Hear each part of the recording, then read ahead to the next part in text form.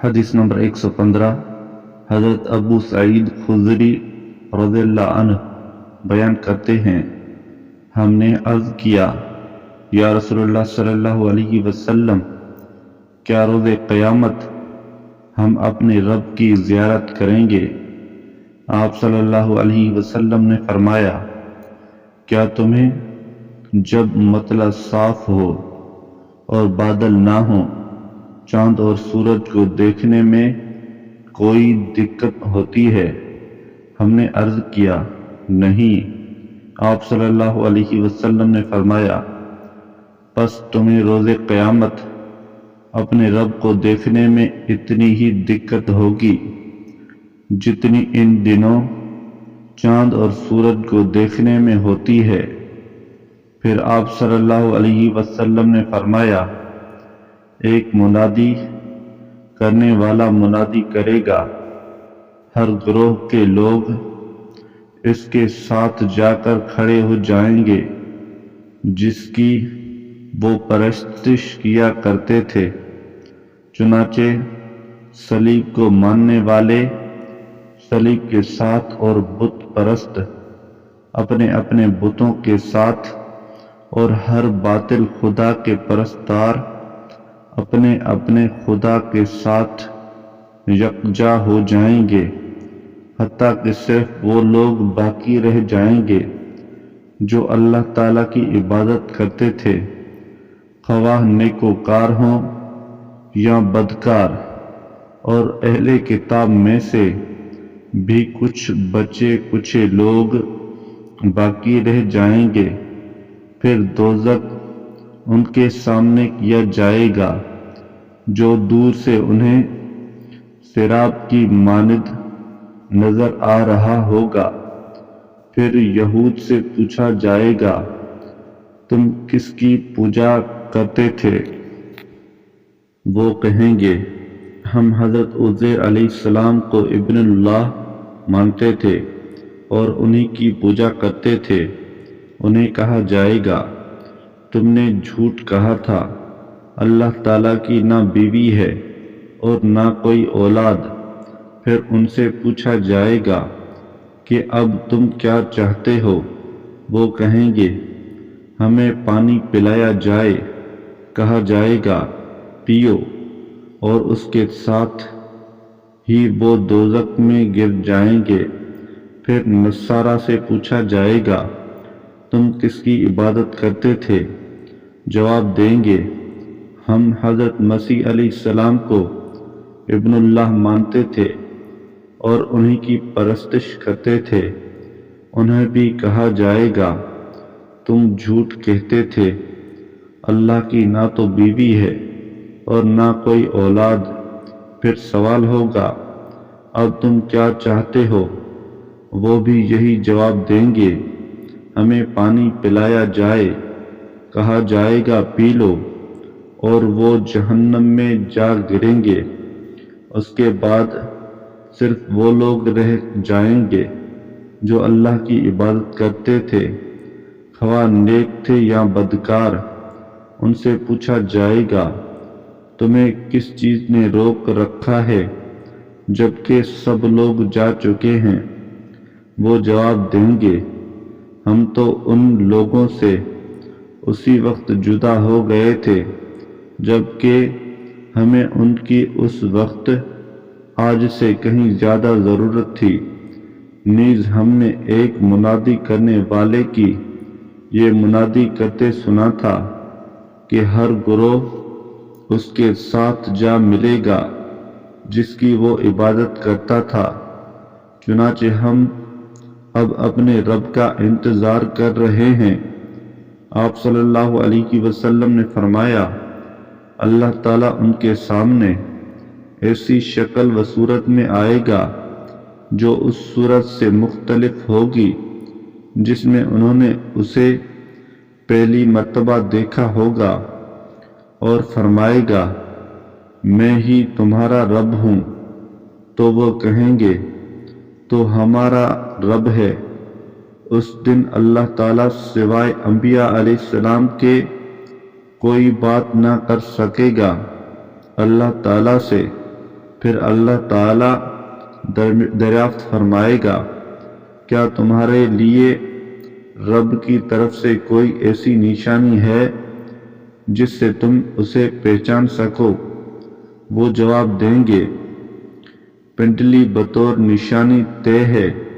چنانچہ اللہ تعالیٰ اپنی پنڈلی کھول دے گا، اس کو دیکھ کر سب مومن سجدہ زیر ہو جائیں گے۔ اس کو دیکھ کر سب مومن سجدہ ریز ہو جائیں گے اور وہ لوگ باقی رہ جائیں گے جو ریا کے لیے اور شہرت کے خاطر اللہ تعالیٰ کو سجدہ کیا کرتے تھے۔ چاہیں گے وہ بھی کہ سجدہ کر سکیں، لیکن ان کی پیٹھ تختے کی مانند اکڑ کر رہ جائے گی۔ اس کے بعد پل صراط لا کر جہنم کے اوپر رکھا جائے گا۔ ہم نے عرض کیا، یا رسول اللہ صلی اللہ علیہ وسلم، یہ پل صراط کیا چیز ہے؟ آپ صلی اللہ علیہ وسلم نے فرمایا، ایک ایسی خطرناک مقام جہاں سے گزرنے والا پھسلے گا اور لڑکھڑائے گا۔ اس پر اچک لینے والے کانٹے اور جکڑ لینے والے آنکڑے آویزاں ہیں، اور بڑے وسیع و عریض گوخر وار اور بڑے وسیع ٹیڑھے میڑھے کانٹے لگے ہوئے ہوں گے، جیسے علاقہ نجد میں پائے جاتے ہیں، جنہیں سعدان کہا جاتا ہے۔ مومن اس پل پر سے آنکھ جھپکنے میں بجلی اور ہوا کی تیزی سے اور تیز رفتار گھوڑوں اور سواریوں کی طرح گزر جائیں گے۔ ان بچ کر نکل جانے والوں میں کچھ تو پوری طرح صحیح سالم ہوں گے، اور کچھ کٹے پھٹے اور دوزخ کی آگ میں جھلسے ہوئے ہوں گے، حتیٰ کہ سب سے آخر میں نجات پانے والے اپنے آپ کو گھسیٹ گھسیٹ کر نکالیں گے۔ اس دن جب مومن دیکھیں گے کہ وہ خود تو بچ کر نکل آئے ہیں اور ان کے بھائی دوزخ میں رہ گئے ہیں، تو ہر مومن اپنے بھائیوں کو بچانے کی غرض سے اللہ تعالیٰ سے مذاکرہ اور مطالبہ کرنے میں اس سے کہیں گے، زیادہ شدت اختیار کرے گا جس قدر تم کسی ایسے حق کے سلسلے میں جو پوری طرح عیاں ہو چکا ہو، مجھ سے گفتگو اور مطالبہ کرنے میں آج شدت اختیار کرتے اور پرجوش ہوتے ہو۔ وہ کہیں گے، اے اللہ ہمارے رب، یہ سب ہمارے ساتھ نماز ادا کرتے تھے، روزے رکھتے تھے اور دوسرے کام کیا کرتے تھے، یہ دوزخ میں کیسے چلے گئے؟ ان کے بھی معاف فرما دے۔ اللہ تعالی ارشاد فرمائے گا، جاؤ، جس کے دل میں ایک دینار کے برابر ایمان ہو اسے آگ سے نکال لو، اور اللہ تعالیٰ ان کی صورت کو جلانا اور مسخ کرنا آگ کے لیے حرام قرار دے گا۔ چنانچہ وہ لوگ ان کے پاس جائیں گے، جبکہ ان میں سے بعض قدموں تک اور بعض آدھی پنڈلیوں تک آگ میں ڈوبے ہوئے ہوں گے، اور جس کو پہچانیں گے دوزخ سے نکال لیں گے، پھر لوٹ کر آئیں گے تو اللہ تعالیٰ فرمائے گا، اچھا جاؤ، جس کے دل میں آدھے دینار کے برابر ایمان ہو اسے بھی دوزخ سے نکال لو۔ چنانچہ یہ لوگ جائیں گے اور جس کو پہچانیں گے اسے دوزخ سے نکال لائیں گے، پھر لوٹ کر آئیں گے۔ اللہ تعالیٰ فرمائے گا، جاؤ، جس کے دل میں ذرہ برابر ایمان ہو اسے دوزخ سے نکال لو۔ چنانچہ اب پھر یہ جس کو پہچان پائیں گے اسے نکال لیں گے۔ یہ ان بیان کرتے ہوئے حضرت ابو سعید خدری رضی اللہ عنہ نے فرمایا، اگر تم کو میری بات کا یقین نہ ہو تو قرآن مجید کی یہ آیت پڑھ لو۔ سورہ نساء کی آیت نمبر 40۔ اللہ کسی پر ذرا برابر بھی ظلم نہیں کرتا۔ اگر کوئی ایک نیکی کرے تو اللہ تعالیٰ اسے دگنا کر دیتا ہے۔ جب سب انبیاء، فرشتے اور اہل ایمان سفارش کر چکیں گے تو اللہ تعالیٰ ارشاد فرمائے گا، میری شفاعت باقی ہے، اور مٹھی بھر کر دوزخ سے نکالے گا۔ اب وہ لوگ نکلیں گے جو جل کر بھسم ہو چکے ہوں گے، ان کو نکال کر ایک نہر میں ڈالا جائے گا جو جنت کے سرے پر واقع ہے اور جسے آب حیات کہا جاتا ہے۔ اس نہر میں گرتے ہی یہ لوگ اس طرح دوبارہ سرسبز و شاداب ہو جائیں گے جیسے غلے کا دانہ گزرگاہ آب حیات میں آتا ہے اور سرسبز ہو جاتا ہے۔ تم نے اکثر کسی پتھر یا درخت کے کنارے ایسے دانے کو اگا ہوا دیکھا ہوگا، ان میں سے جو آفتاب کے رخ ہوتا ہے وہ سبز ہوتا ہے، اور جو سایہ میں رہتا ہے وہ سفید ہوتا ہے۔ یہ لوگ اس نہر میں سے موتی کی مانند چمکدار ہو کر نکلیں گے، البتہ ان کی گردن پر مہر لگا دی جائے گی، اور جب وہ جنت میں داخل ہوں گے تو اہل جنت کہیں گے، یہ لوگ ہیں جن کو اللہ تعالیٰ نے خود آزاد فرمایا ہے اور کسی عمل اور نیکی کے بغیر فی سبیل اللہ جنت میں داخل کیا ہے۔ انہیں اللہ تعالیٰ کی طرف سے یہ جو کچھ دیکھ رہے ہو نہ صرف یہ سب تمہارا ہے بلکہ اسی قدر اور مزید تمہیں ملے گا۔ حدیث نمبر 116۔ حضرت ابو سعید خدری رضی اللہ عنہ روایت کرتے ہیں کہ نبی صلی اللہ علیہ وسلم نے فرمایا، جب جنتی جنت میں اور دوزخی دوزخ میں داخل ہو چکے ہوں گے تو اس کے بعد اللہ تعالیٰ ارشاد فرمائے گا، جس کے دل میں رائی کے دانے کے برابر بھی ایمان موجود ہو اسے دوزخ سے نکال لیا جائے۔ چنانچہ لوگ نکالے جائیں گے، ان میں سے کچھ ایسے ہوں گے جو سیاہ ہو چکے ہوں گے، پھر انہیں نہر حیات یا نہر حیا، راویہ نے ان میں سے کسی ایک راوی کو اس بات میں شک ہے کہ آپ صلی اللہ علیہ وسلم نے حیات فرمایا تھا یا حیا، میں ڈال دیا جائے گا، اور وہ اس طرح اگ آئیں گے جیسے غلے کا دانہ پانی کی جگہ میں اگ آتا ہے۔ کیا تم نے دیکھا نہیں کہ وہ کسی خوبصورتی سے لپٹا سمٹا سنہری رنگ کا اگتا ہے؟ حدیث نمبر 117۔ حضرت عبداللہ رضی اللہ عنہ روایت کرتے ہیں، رسول اللہ صلی اللہ علیہ وسلم نے فرمایا، میں اس شخص کو جانتا ہوں جو دوزخ میں سب سے آخر میں نکلے گا، اور جنت میں داخل ہونے والوں میں بھی آخری شخص ہوگا۔ یہ شخص دوزخ سے منہ کے بل گھسیٹتا ہوا نکلے گا۔ اللہ تعالیٰ فرمائے گا، جاؤ جنت میں داخل ہو جاؤ۔ وہ جنت کی طرف آئے گا تو اسے ایسا معلوم ہوگا کہ وہ پوری طرح پر ہو چکی ہے۔ چنانچہ وہ لوٹ جائے گا اور عرض کرے گا، اے رب، وہ تو پر ہو چکی ہے۔ اللہ تعالیٰ فرمائے گا، جاؤ جنت میں داخل ہو جاؤ، ہم نے تم کو دنیا کے برابر بلکہ اس سے 10 گنا زیادہ وسعت عطا فرمائی ہے۔ یا آپ صلی اللہ علیہ وسلم نے فرمایا، دنیا سے 10 گنا وسعت عطا فرمائی ہے۔ وہ عرض کرے گا، کیا آپ مجھ سے مذاق کرتے ہیں یا میری ہنسی اڑاتے ہیں، حالانکہ تو بادشاہ ہے؟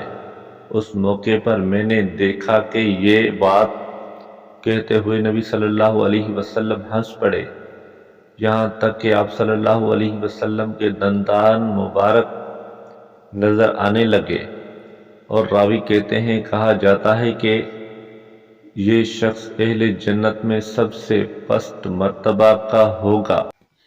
حدیث نمبر 118۔ حضرت انس رضی اللہ عنہ بیان کرتے ہیں کہ نبی صلی اللہ علیہ وسلم نے فرمایا، جب قیامت کے دن اللہ تعالیٰ لوگوں کو جمع کرے گا تو وہ کہیں گے، کاش کوئی ہوتا جو اللہ تعالیٰ کے حضور میں ہماری سفارش کر کے ہمیں اس جگہ سے نجات دلا سکتا۔ چنانچہ سب لوگ آدم علیہ السلام کے پاس جائیں گے اور کہیں گے، اللہ نے آپ کو اپنے ہاتھ سے پیدا فرمایا ہے، آپ میں اپنی طرف سے روح پھونکی ہے، اور فرشتوں کو حکم دیا تو انہوں نے آپ کو سجدہ کیا۔ چنانچہ آپ اللہ تعالیٰ کے حضور سفارش کریں۔ حضرت آدم علیہ السلام اپنی غلطی کا ذکر کریں گے اور کہیں گے، میرا یہ مقام نہیں ہے کہ اللہ کے حضور میں تمہاری سفارش کر سکوں، تم حضرت نوح علیہ السلام کے پاس جاؤ، وہ سب سے پہلے رسول ہیں جنہیں اللہ تعالیٰ نے مبعوث فرمایا۔ چنانچہ سب لوگ حضرت نوح علیہ السلام کے پاس جائیں گے، وہ بھی اپنی غلطی کا ذکر کر کے کہیں گے، میرا یہ مقام نہیں، تم حضرت ابراہیم علیہ السلام کے پاس جاؤ، انہیں اللہ نے اپنا خلیل بنایا تھا۔ پھر سب لوگ حضرت ابراہیم علیہ السلام کے پاس جائیں گے، وہ بھی اپنی غلطی کا ذکر کر کے کہیں گے، میرا یہ مقام نہیں ہے، تم سب لوگ حضرت موسیٰ علیہ السلام کے پاس جاؤ، انہیں اللہ تعالیٰ نے شرف ہم کلامی بخشا ہے۔ پھر سب لوگ حضرت موسیٰ علیہ السلام کے پاس جائیں گے، وہ بھی اپنی غلطی کا ذکر کر کے یہی جواب دیں گے کہ میرا یہ مقام نہیں ہے کہ تمہاری سفارش کر سکوں، تم لوگ حضرت عیسیٰ علیہ السلام کے پاس جاؤ۔ چنانچہ لوگ حضرت عیسیٰ علیہ السلام کے پاس پہنچیں گے، وہ بھی یہی جواب دیں گے کہ میرا یہ مقام نہیں ہے کہ سفارش کر سکوں، تم سب حضرت محمد صلی اللہ علیہ وسلم کے پاس جاؤ، کیونکہ حضرت محمد صلی اللہ علیہ وسلم وہ معزز ہستی ہیں جن کی اللہ تعالیٰ نے اگلی پچھلی سب معاف فرما دی ہیں۔ بالآخر سب لوگ میرے پاس آئیں گے اور میں اللہ تعالیٰ سے حاضری کی اجازت طلب کروں گا، تو میں اس کے سامنے پہنچتے اور دیدار سے شرف یاب ہوتے ہی اس کے حضور سجدہ زیر ہو جاؤں گا، اور جب تک اللہ چاہے گا مجھے اسی حالت میں رہنے دے گا۔ پھر ارشاد ہوگا، اپنا سر اٹھائیے، مانگیے جو آپ صلی اللہ علیہ وسلم مانگیں گے، دیا جائے گا، بولیے آپ صلی اللہ علیہ وسلم کی بات سنی جائے گی، آپ صلی اللہ علیہ وسلم کی شفاعت قبول کی جائے گی، شفاعت کیجیے۔ چنانچہ میں اپنا سر اٹھاؤں گا اور پہلے اپنے رب کی حمد و ثنا ان الفاظ میں کروں گا جو اللہ تعالیٰ نے مجھے تلقین فرمائے گا، اور اس کے بعد شفاعت کروں گا۔ چنانچہ میرے لیے اللہ تعالیٰ ایک حد مقرر فرما دے گا، اور میں ان کو دوزخ سے نکال کر جنت میں داخل کروں گا۔ اس کے بعد پھر لوٹ کر اللہ کے حضور میں حاضر ہوں گا، اور پھر پہلے کی طرح سجدے میں گر جاؤں گا، اسی طرح تیسری اور چوتھی مرتبہ بھی گروں گا سجدے میں۔ حتیٰ کہ دوزخ میں صرف وہ لوگ رہ جائیں گے جن کو قرآن نے روک دیا ہے، یعنی جن کی ہمیشہ دوزخ میں رہنے کا فیصلہ قرآن نے فرما دیا ہے۔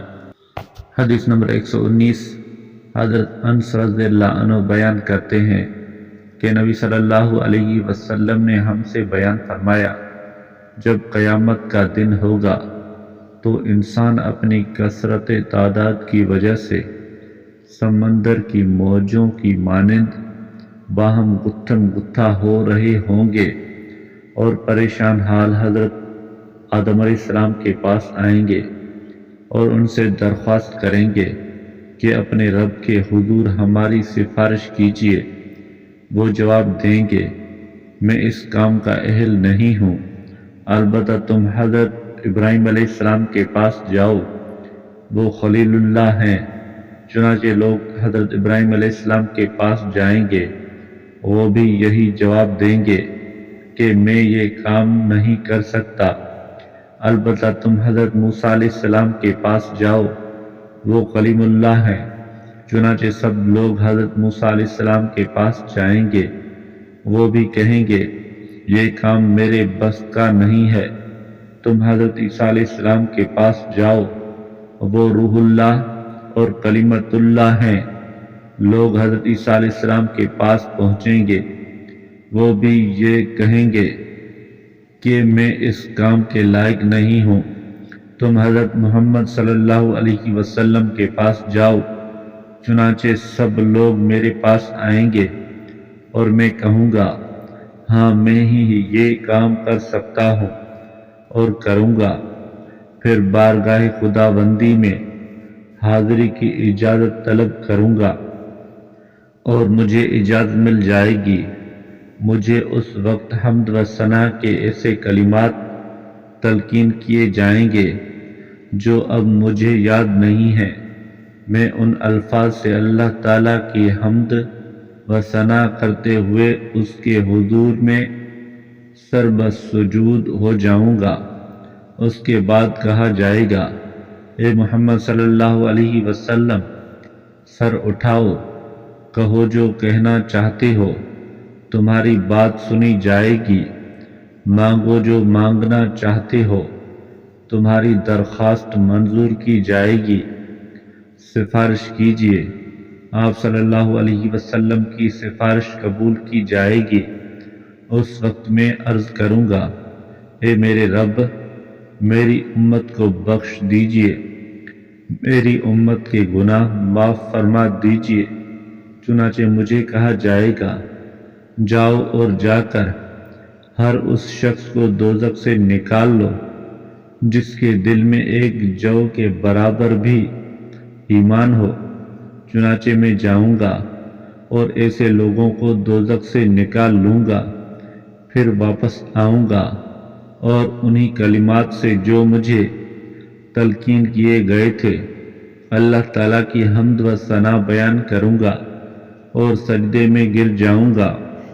چنانچہ پھر کہا جائے گا، اے محمد صلی اللہ علیہ وسلم، سر اٹھائیے، بات کیجیے، آپ کی بات سنی جائے گی، سوال کیجیے، آپ صلی اللہ علیہ وسلم کا سوال پورا کیا جائے گا، سفارش کیجیے، آپ صلی اللہ علیہ وسلم کی سفارش قبول کی جائے گی۔ میں پھر کہوں گا، اے میرے رب، میری امت کو بخش دیجیے۔ پھر کہا جائے گا، جائیے اور جا کر ان سب لوگوں کو دوزخ سے نکال لیجیے جن کے دلوں میں ایک ذرے یا رائی کے دانے کے برابر بھی ایمان ہو۔ میں پھر جاؤں گا اور ایسے تمام لوگوں کو جہنم سے نکال لوں گا۔ میں پھر لوٹ کر آؤں گا، مذکورہ کلمات سے اللہ تعالیٰ کی حمد و ثنا کروں گا اور اس کے حضور سجدہ ریز ہو جاؤں گا۔ پھر کہا جائے گا، اے محمد صلی اللہ علیہ وسلم، سر اٹھائیے، بات کیجیے، آپ کی بات سنی جائے گی، سوال کیجیے، آپ صلی اللہ علیہ وسلم جو مانگیں گے دیا جائے گا، سفارش کیجیے، آپ صلی اللہ علیہ وسلم کی سفارش قبول کی جائے گی۔ میں عرض کروں گا اے میرے رب میری امت کو معاف فرما دیجئے، میری امت کو دوزخ سے بچا لیجئے۔ مجھ سے کہا جائے گا جائیے اور جا کر ان سب لوگوں کو دوزخ سے نکال لیجئے جن کے دلوں میں رائی کے دانے سے بھی بے انتہا کم ایمان ہو۔ چنانچہ میں پھر جاؤں گا اور ایسے تمام لوگوں کو دوزخ سے نکال لوں گا، پھر میں چوتھی مرتبہ لوٹ کر آؤں گا اور مذکورہ الفاظ سے اللہ تعالیٰ کی حمد و ثنا کروں گا اور اس کے حضور میں سر بسجود ہو جاؤں گا۔ پھر کہا جائے گا اے محمد صلی اللہ علیہ وسلم کہیے، آپ صلی اللہ علیہ وسلم کی بات سنی جائے گی، مانگیے، جو مانگیں گے آپ صلی اللہ علیہ وسلم کو دیا جائے گا، شفاعت کیجیے، آپ صلی اللہ علیہ وسلم کی شفاعت قبول کی جائے گی۔ میں عرض کروں گا اے میرے رب مجھے ایسے تمام لوگوں کو دوزخ سے نکالنے کی اجازت دیجیے جنہوں نے کلمہ لا الہ الا اللہ زبان سے ادا کیا ہو۔ جواب میں اللہ تعالیٰ فرمائے گا مجھے اپنے عزت و جلال اور عظمت و کبریائی کی قسم، میں دوزخ سے ہر اس شخص کو نکال لوں گا جس نے کلمہ لا الہ الا اللہ زبان سے ادا کیا ہوگا۔ حدیث نمبر 120 حضرت ابو ہریرہ رضی اللہ عنہ بیان کرتے ہیں کہ نبی صلی اللہ علیہ وسلم کی خدمت میں ایک دن کچھ گوشت آیا، اس میں سے دست کا حصہ آپ صلی اللہ علیہ وسلم کو پیش کیا گیا کیونکہ یہ حصہ آپ صلی اللہ علیہ وسلم کو مرغوب تھا۔ آپ صلی اللہ علیہ وسلم نے اس میں سے کچھ کھایا یا پھر ارشاد فرمایا قیامت کے دن میں سب انسانوں کا سردار ہوں گا، کیا تمہیں معلوم ہے یہ کیسے ہوگا؟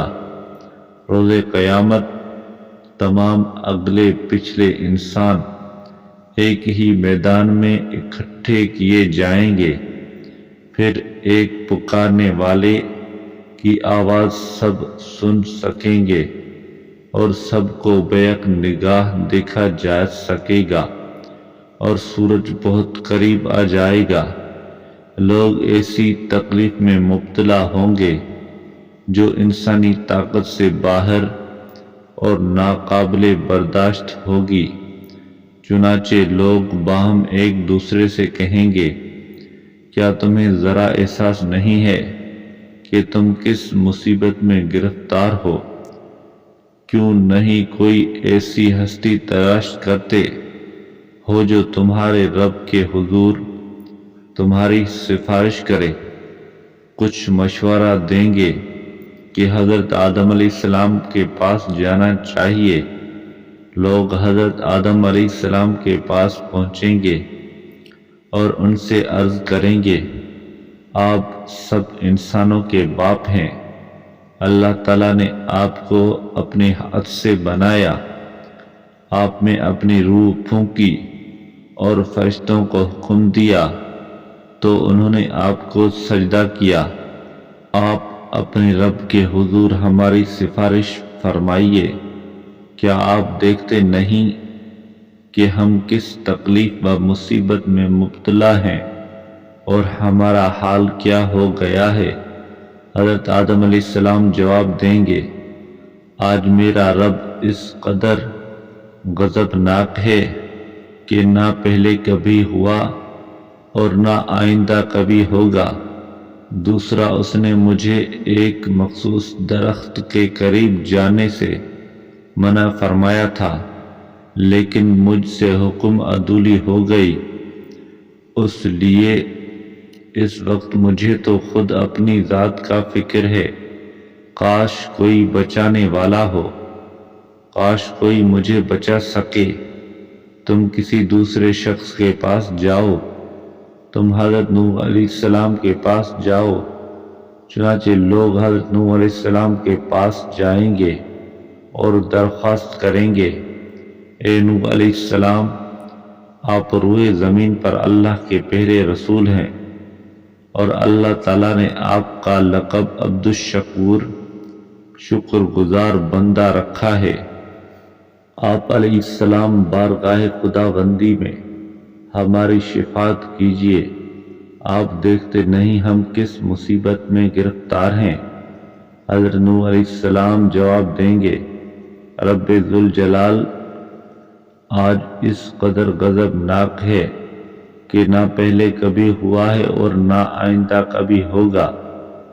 مجھے ایک بد دعا کا اختیار دیا گیا تھا اور میں نے اپنی قوم کو بد دعا دی تھی۔ آج تو مجھے اپنی ذات اور نجات کا فکر لاحق ہے۔ کاش کوئی مجھے بچانے والا ہو، کاش کوئی مجھے بچا سکے۔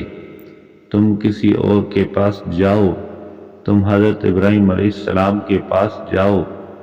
چنانچہ سب لوگ حضرت ابراہیم علیہ السلام کے پاس جائیں گے اور عرض کریں گے، اے ابراہیم علیہ السلام، آپ اللہ کے نبی اور پورے اہل زمین میں سے واحد شخص ہیں جسے اللہ تعالیٰ نے اپنی دوستی سے نوازا ہے۔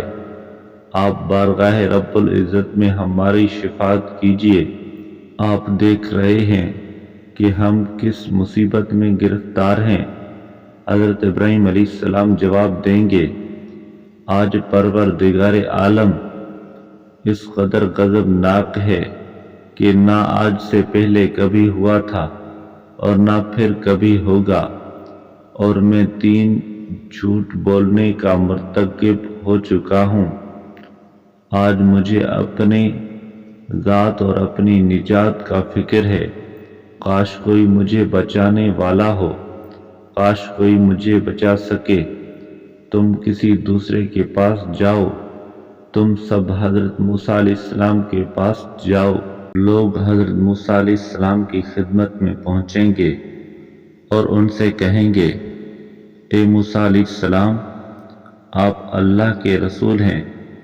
اللہ تعالیٰ نے آپ کو نہ صرف اپنی رسالت سے نوازا بلکہ آپ کو شرف ہم کرامی عطا فرما کر سب انسانوں پر فضیلت بخشی۔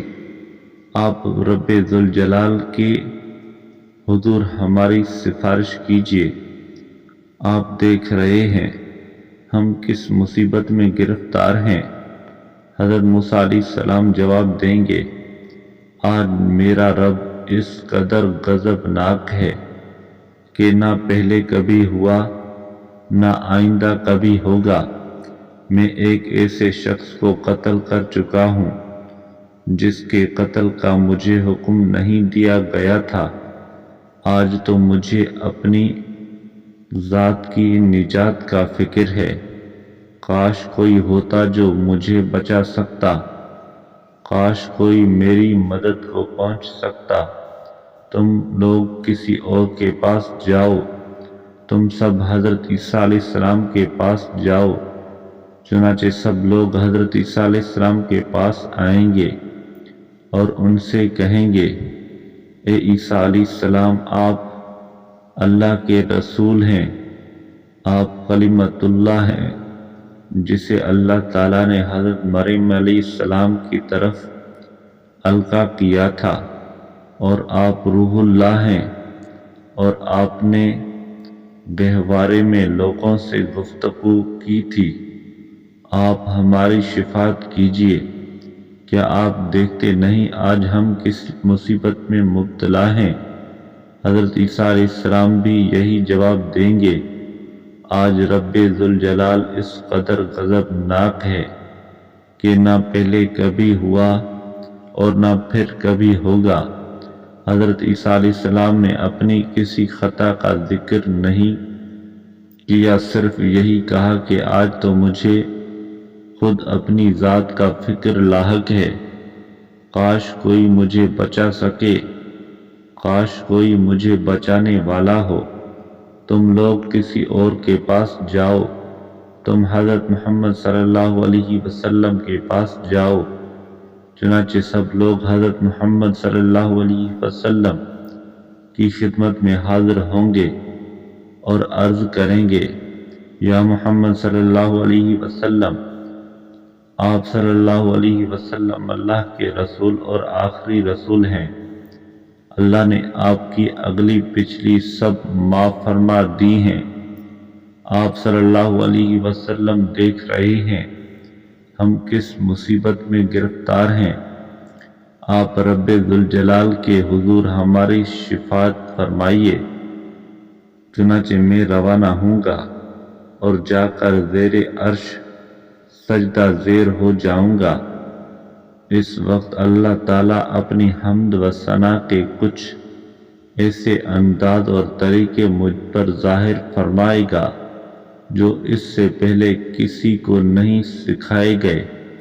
اس کے بعد کہا جائے گا، اے محمد صلی اللہ علیہ وسلم سر اٹھائیے، مانگیے، آپ جو مانگیں گے دیا جائے گا، شفاعت کیجیے، آپ کی شفاعت قبول کی جائے گی۔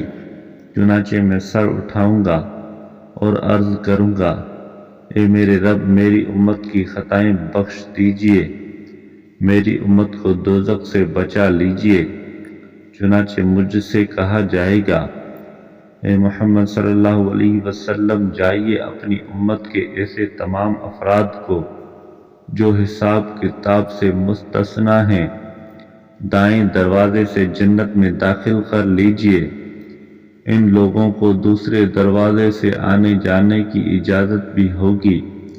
پھر آپ صلی اللہ علیہ وسلم نے فرمایا، قسم اس ذات کی جس کے قبضے قدرت میں میری جان ہے، دروازہ جنت کے ہر دو کناروں کے درمیان اتنا فاصلہ ہے جتنا کہ اور حمیر کے درمیان، یا جتنا مکہ اور بصرہ کے درمیان ہے۔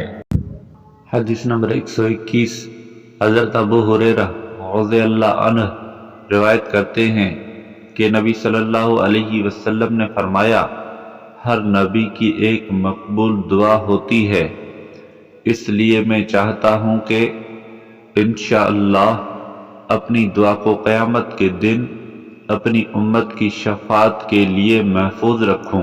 حدیث نمبر 122 حضرت انس رضی اللہ عنہ بیان کرتے ہیں کہ نبی صلی اللہ علیہ وسلم نے فرمایا، ہر نبی نے ایک سوال مانگا۔ یہاں آپ صلی اللہ علیہ وسلم نے فرمایا، ہر نبی کو ایک دعا کا اختیار دیا گیا ہے جو ہر ایک نے مانگ لی اور قبول ہو گئی، لیکن میں نے اپنی دعا قیامت کے دن اپنی امت کی شفاعت کے لیے محفوظ کر لی ہے۔ حدیث نمبر 123 حضرت ابو ہریرہ رضی اللہ عنہ بیان کرتے ہیں، جب اللہ نے یہ آیت نازل فرمائی، سورہ شعراء 214 نمبر آیت، اپنے قریب ترین رشتہ داروں کو ڈراؤ، تو نبی صلی اللہ علیہ وسلم نے کھڑے ہو کر خطبہ دیا اور فرمایا، ایک گروہ قریش یا اسی طرح کے کچھ اور الفاظ فرمائے، اپنی جانوں کو دوزخ سے بچا لو، میں تم کو عذاب الہی سے ذرا بھی نہ بچا سکوں گا۔ اے بنی عبد المناف، میں تم کو اللہ کی پکڑ سے ذرا بھی نہ بچا سکوں گا۔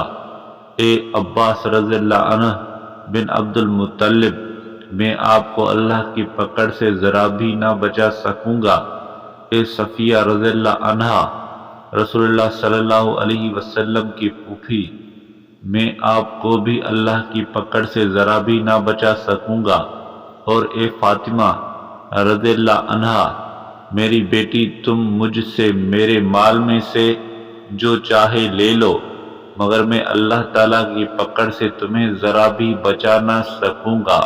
حدیث نمبر 124 حضرت ابن عباس رضی اللہ عنہ بیان کرتے ہیں، جب وہ آیت نازل ہوئی جس کا مفہوم یہ ہے، اپنے قریبی رشتہ داروں اور قبیلہ کے افراد کو ڈراؤ، تو رسول اللہ صلی اللہ علیہ وسلم گھر سے باہر تشریف لائے اور کوہ صفا پر چڑھ کر آپ صلی اللہ علیہ وسلم نے بلند آواز سے پکارا، یا صباح، خبردار ہوشیار، یہ آواز سن کر لوگ حیران ہوئے کہ کون شخص ہے جو خبردار کر رہا ہے، اور آپ صلی اللہ علیہ وسلم کے گرد جمع ہونے لگے۔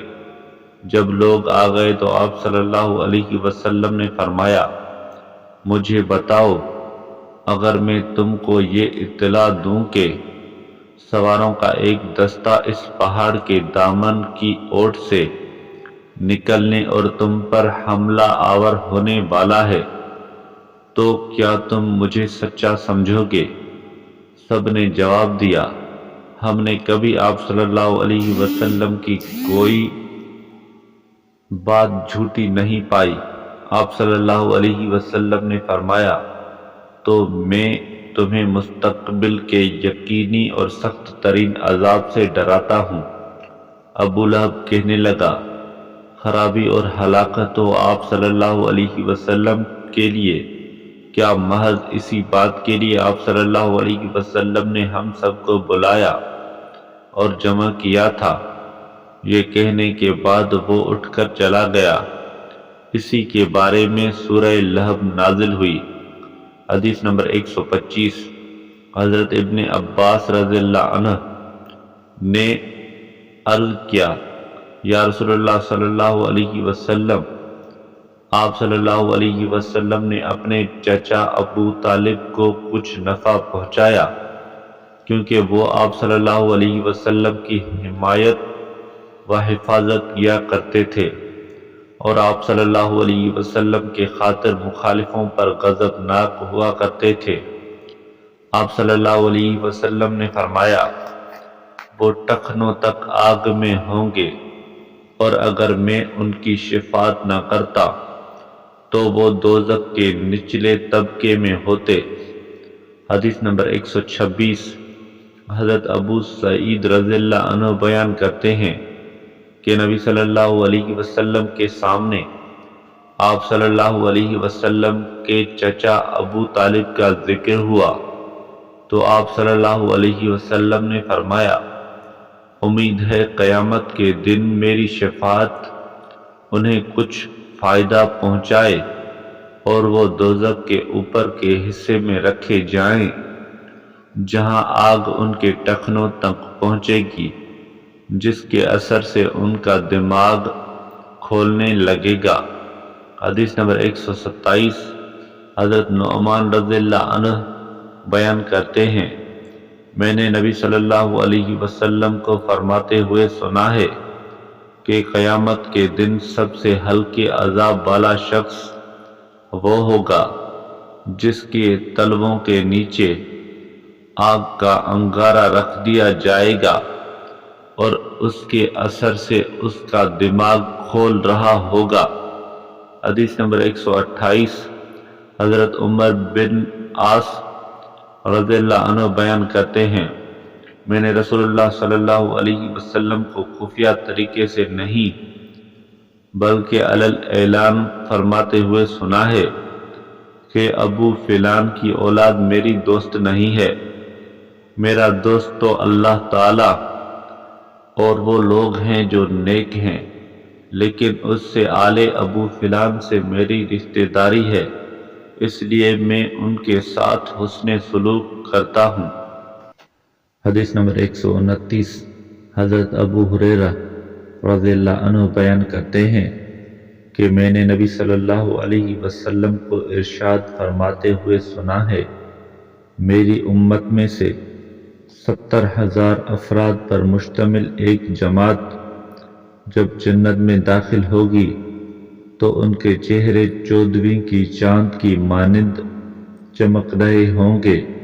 حضرت ابو ہریرہ رضی اللہ عنہ بیان کرتے ہیں کہ حضور صلی اللہ علیہ وسلم کا یہ ارشاد سن کر حضرت عکاشہ بن محصن اسدی رضی اللہ عنہ اپنی چادر سمیٹتے ہوئے اٹھے اور عرض کیا، یا رسول اللہ صلی اللہ علیہ وسلم، دعا کیجئے کہ اللہ تعالی مجھے بھی ان میں شامل فرمائے۔ آپ صلی اللہ علیہ وسلم نے فرمایا، اے اللہ، عکاشہ رضی اللہ عنہ کو ان میں شامل فرما لے۔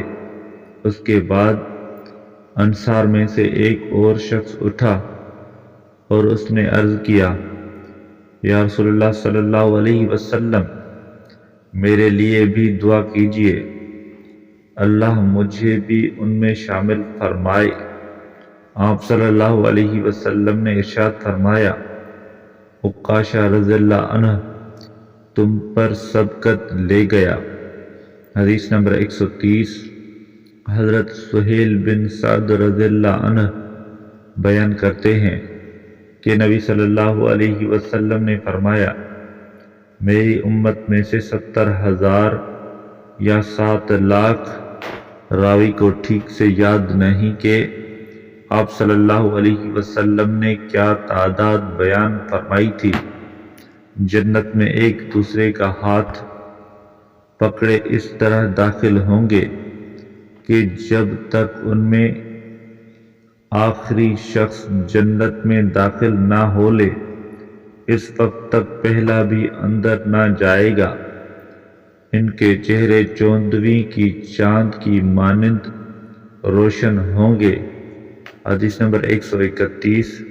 حضرت ابن عباس رضی اللہ عنہ بیان کرتے ہیں کہ نبی صلی اللہ علیہ وسلم ایک دن صحابہ کرام رضی اللہ عنہم کے پاس تشریف لائے اور آپ صلی اللہ علیہ وسلم نے فرمایا، میرے سامنے امتیں پیش کی گئیں، پھر جب انبیاء علیہ السلام میرے سامنے سے گزرنے لگے تو ان میں سے کسی نبی کے ساتھ صرف ایک شخص تھا اور کسی کے ساتھ 2 شخص اور کسی نبی کے ساتھ ایک مختصر گروہ تھا۔ ان میں ایسے نبی بھی تھے جن کے ساتھ ایک شخص بھی نہ تھا۔ پھر میں نے ایک ہجوم دیکھا جو پورے افق پر پھیلا ہوا تھا۔ مجھے توقع ہوئی کہ یہ میری امت ہوگی، لیکن کہا گیا یہ حضرت موسیٰ علیہ السلام اور ان کی امت ہے۔ پھر مجھ سے کہا گیا، دیکھیے میں نے نگاہ اٹھائی تو مجھے ایک بہت بڑا ہجوم نظر آیا جو پورے افق پر چھایا ہوا تھا، اور مجھ سے کہا گیا کہ ادھر ادھر دیکھیے۔ چنانچہ میں نے دیکھا تو پورا افق ان کے پیچھے چھپ گیا تھا۔ مجھے بتایا گیا کہ یہ آپ صلی اللہ علیہ وسلم کی امت ہے، اور ان میں 70,000 ایسے ہیں جو بلا حساب کتاب جنت میں داخل ہوں گے۔ اس گفتگو کے بعد لوگ منتشر ہو گئے اور ان پر صورتحال واضح نہ ہو سکی، چنانچہ صحابہ اکرام رضی اللہ عنہم آپس میں مختلف باتیں کرتے رہے۔ کسی نے کہا کہ ہم تو شرک کی حالت میں پیدا ہوئے تھے، بعد میں ہم اللہ و رسول پر ایمان لے آئے، لیکن یہ لوگ ہماری اولاد میں سے ہوں گے۔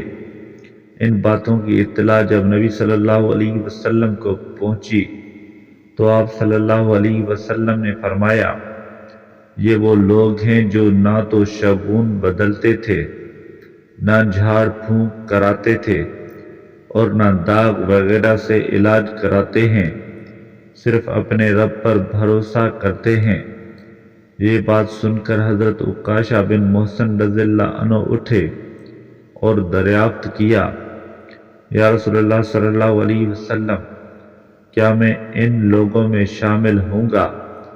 آپ صلی اللہ علیہ وسلم نے فرمایا، ہاں تم ان میں سے ہو گئے۔ پھر ایک اور شخص اٹھے اور دریافت کیا، کیا میں بھی ان میں سے ہوں؟ آپ صلی اللہ علیہ وسلم نے فرمایا، عکاشہ رضی اللہ عنہ تم پر سبقت لے گئے۔ حدیث نمبر 132۔ حضرت عبداللہ رضی اللہ عنہ بیان کرتے ہیں کہ ہم نبی صلی اللہ علیہ وسلم کے ساتھ ایک خیمے میں تھے۔ آپ صلی اللہ علیہ وسلم نے فرمایا، کیا تم لوگ اس بات پر خوش ہو کہ تم اہل جنت کا 4تھائی حصہ ہوگے؟ ہم نے عرض کیا، ہاں۔ آپ صلی اللہ علیہ وسلم نے مزید فرمایا، کیا تم اس پر خوش ہو کہ تم جنت والوں کا 1/3 ہوگے؟ ہم نے عرض کیا ہاں۔ آپ صلی اللہ علیہ وسلم نے فرمایا، کیا تم اس پر خوش ہو کہ تم جنت کا نصف حصہ ہوگے؟ ہم نے عرض کیا ہاں۔ آپ صلی اللہ علیہ وسلم نے فرمایا، قسم ہے اس ذات کی جس کے قبضے قدرت میں محمد صلی اللہ علیہ وسلم کی جان ہے، میں توقع کرتا ہوں کہ تم اہل جنت کے نصف ہوگے، کیونکہ جنت میں صرف وہ شخص داخل ہوگا جس نے اپنے نفس کو مسلمان بنا لیا، اور اہل شرک کے مقابلے میں تمہاری مثال ایسی ہے جیسے سیاہ بیل کی کھال میں کوئی ایک سفید بال ہو، یا سرخ بیل کی کھال پر ایک آدھا سیاہ بال ہو۔ حدیث نمبر 133۔ حضرت ابو سعید رضی اللہ عنہ بیان کرتے ہیں کہ نبی صلی اللہ علیہ وسلم نے فرمایا، قیامت کے دن اللہ تعالی حضرت آدم علیہ السلام سے فرمائے گا، اے آدم علیہ السلام۔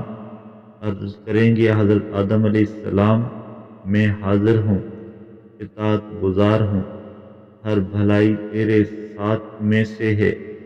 اللہ تعالی فرمائے گا، دوزخ میں بھیجنے کے لیے لوگوں کو الگ کر لو۔ حضرت آدم علیہ السلام دریافت کریں گے، دوزخ میں بھیجنے جانے والے کس قدر ہیں؟ اللہ تعالی فرمائے گا، ہر 1000 میں سے 999۔ آپ صلی اللہ علیہ وسلم نے فرمایا، یہی وہ وقت ہوگا جب بچہ بوڑھا ہو جائے گا اور حاملہ عورتوں کے حمل گر جائیں گے، اور لوگوں کی حالت ایسی ہوگی گویا وہ نشے میں ہیں، حالانکہ نشے میں نہ ہوں گے، بلکہ یہ کیفیت اللہ کے سخت عذاب کے اثر کی ہوگی۔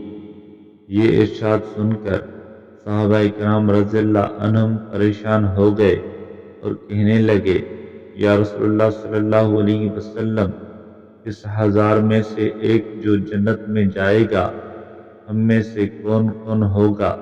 آپ صلی اللہ علیہ وسلم نے فرمایا، تم خوش ہو جاؤ کہ دوزخ میں جانے والوں میں 1000 یاجوج ماجوج ہوں گے اور ایک تم میں سے ہوگا۔ پھر آپ صلی اللہ علیہ وسلم نے فرمایا، قسم ہے اس ذات کی جس کے قبضے قدرت میں میری جان ہے، میں توقع کرتا ہوں کہ تم اہل جنت کا 1/3 ہوگے۔ راوی کہتے ہیں، یہ سن کر ہم نے اللہ کی حمد و ثنا کی اور اللہ اکبر کہا۔ پھر آپ صلی اللہ علیہ وسلم نے فرمایا، قسم ہے اس ذات کی جس کے قبضے قدرت میں میری جان ہے، میں توقع کرتا ہوں کہ تم اہل جنت کا نصف ہوگے۔ دوسری امتوں کے مقابلے میں تمہاری مثال ایسی ہے جیسی سیاہ بیل کی کھال میں ایک سفید بال، یا گدھے کے بازو میں سفید داغ۔